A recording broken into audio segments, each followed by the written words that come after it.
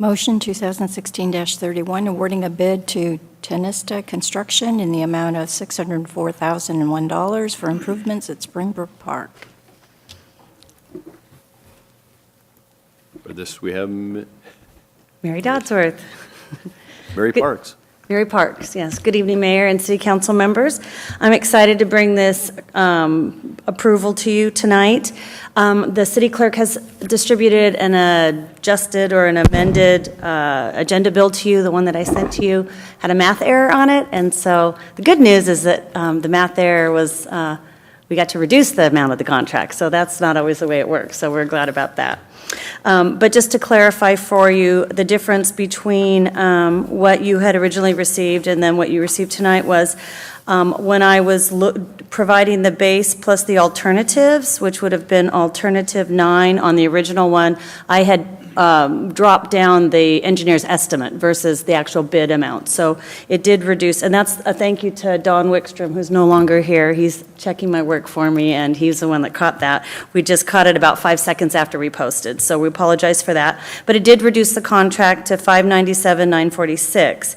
So we are asking council to approve a contract with Tenista Construction in the amount of $597,946.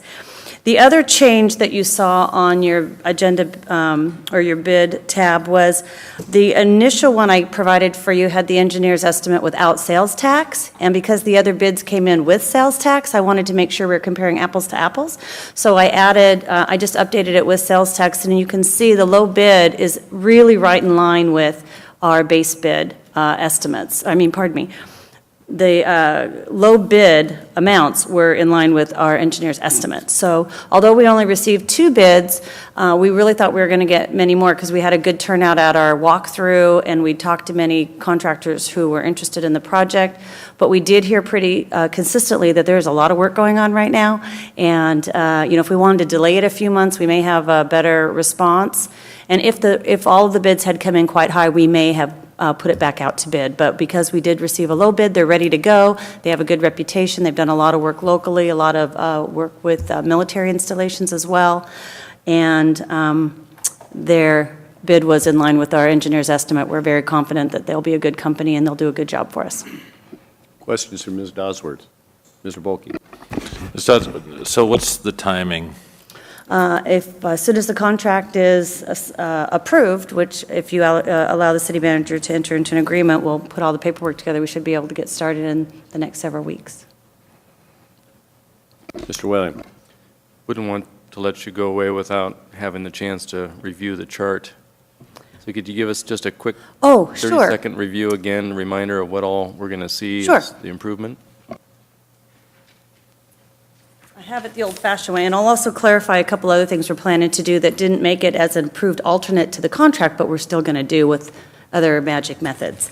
So what the base bid includes is, of course, we'll be putting in this new picnic shelter with electricity, and thank you, City Manager. So we'll be putting in this picnic shelter with power, and so that'll provide great resources for our food bank and community activities that happen here.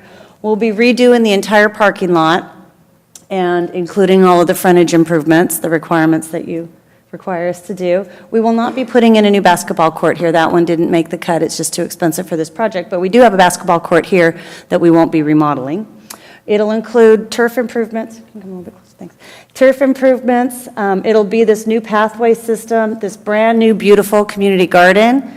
We'll be putting a fence around here. We'll put this walkway across here, including our bridge, which is probably the longest piece of the project. It takes 6 to 7 weeks, maybe 8 weeks to fabricate. So as soon as we get all the approvals on that, that'll be the longest stretch. That'll cross over and allow people to, a little bit of improvement on 47th Street, but not a lot. So that's a project maybe for the future to get sidewalks up to the Sounder Transit Station. And new picnic tables and benches. And then the really exciting part is going to be this new playground area. It'll be an all abilities playground. We're going to put a misting station in, which gets a little bit of water fun there without a spray playground. It works kind of like a drinking fountain, so you don't have to have all the extra health department codes and things, but it'll provide that water activity. and it'll have 2 exercise stations on it, so the adults who come to watch their kids, or even the kids, can do a little bit of exercise while the kids are playing. But the most important thing is it's going to be an all-abilities playground. So if you have a disability, or your child has a disability, or the grandparent has a disability or limited mobility, they'll all be able to come and play and interact on the playground. So it's going to be very exciting. And we'll be bringing a contract to you for that probably in 4 more weeks. So I recall we have no restroom facilities out there presently. That is correct. We don't generally put restrooms in neighborhood playground or neighborhood parks because, of course, someone has to open it and close it, clean it, and all of that. So we do have portable units that we provide at the site. Like Active Park and the other Like Active parks? Park, Washington Park, those neighborhood parks. We don't typically put restroom facilities there. Okay, very good. The only reason we have one at Kiwanis Park is because there's the skate park. There's got a specialized feature there, so that one does have a permanent restroom there.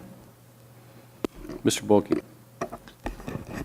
Thank you, Mr. Mayor. A couple of things. I want you to take a victory lap. Just because the folks, other folks won't realize that when I was looking at the revenue sources for this $872,000 project, there's the bridge grant that came from the state, the RCO grant, which I think is state money but might be passed through federal, I don't know. The NAMES Foundation gave us a $200,000 gift to help out with construction. The Lakewood Community Foundation, $8,000. First Lions, Partners for Parks, Knights Lion, $25,500. And unallocated parks CIP, which I assume is the general fund or whatever money we can find, $67,960 in the Surface Water Management Fund because of some of the surface water implications that we all pay into, $66,669. So it truly is a number, community groups and state dollars and city dollars and, just really, I think very well done and shows, all the community support for this project. And we thank our legislators for helping us get those dollars too. And then, so you can speak to that after I ask you one more question. Okay. So on the alternatives 1 through 11, Yes. and they're going to do 4, 7, 8, and 9. That leaves 7 other alternatives that are not going to be done, including community garden crushed rock, masonry soil bins, native planting soil and mulch, the dog park, 3-rail fence, site furnishings, which I don't know what those are, and park entry gate.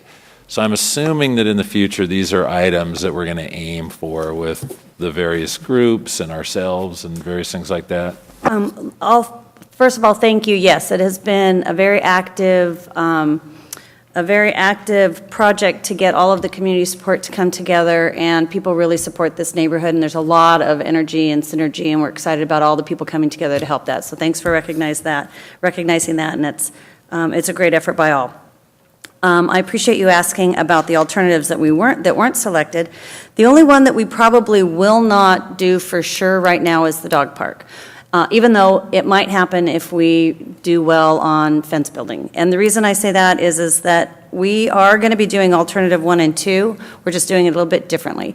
We're going to be utilizing chips that we have stored from, when trees fall down, we mulch them up. We've got a big pile. We're going to use wood chips versus crushed rock, which we have already. We'll utilize volunteers to move it.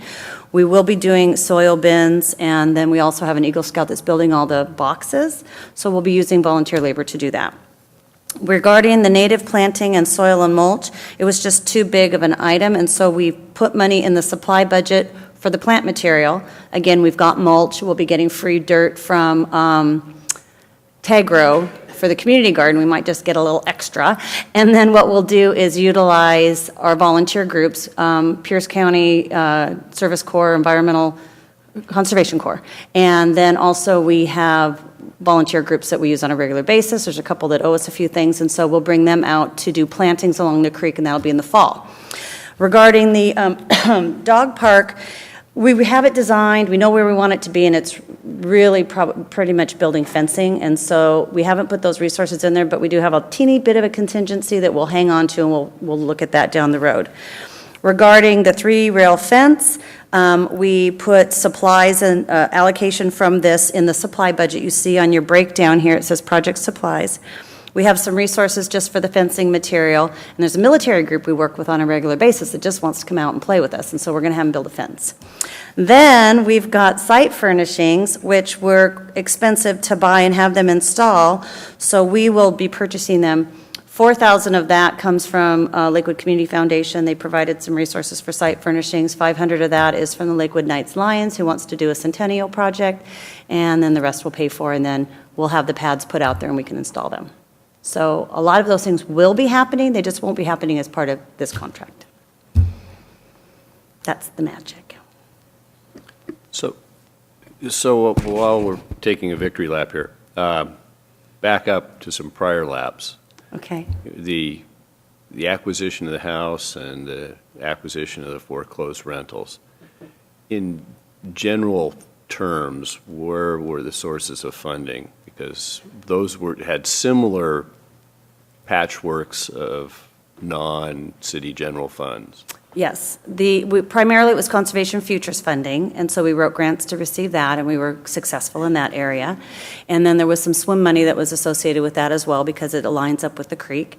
And then the demolition came from some swim, some unallocated carryover like USGA money that we didn't utilize last year, and some other CIP type resources for the demolition.